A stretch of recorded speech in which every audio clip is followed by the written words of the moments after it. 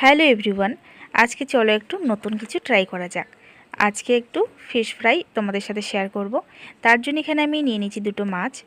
আর এখানে দেখো মাছটা ধুয়ে ভালো করে পরিষ্কার করে রেখেছি। আর এবারে মিডিলের মধ্যে এইভাবে ছোটো ছোটো করে কাট লাগিয়ে নিচ্ছি, যাতে মশলাগুলো ভালো করে মাছটার মধ্যে ঢুকে যায়।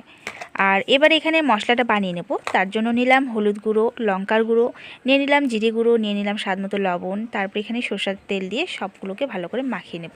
এবার এখানে মশলাটা পুরোপুরি মাখানো হয়ে গেছে। এবারে মাছের সাথে এটাকে ভালো করে মিশিয়ে নেব। তো মাছগুলো নিয়ে নিয়েছি, আর এখানে মাছটাকে ভালো করে মশলার সাথে এইভাবে মাখিয়ে নেব।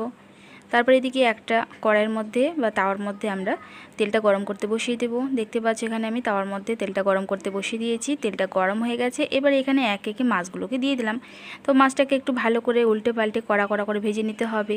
তো এইভাবে দেখতে পাচ্ছ মাছটা কিন্তু আমার পুরোপুরি ভাজা কমপ্লিট হয়ে গেছে। এবারে চলো একটু সার্ভ করে নেব। তো এখানে আমি মাছটা নিয়ে একটু ভালো করে ডেকোরেশন করব। তো দেখতে পাচ্ছ ডেকোরেশন করে নিয়েছি, দেখতে একটু বেশ ভালোই লাগছিল। তো আজকের রেসিপিটা তোমাদের কেমন লাগলো অবশ্যই আমাকে কমেন্ট করে জানিও। ভালো লেগে থাকলে লাইক কমেন্ট শেয়ার করে দিও। সবাইকে টাটা।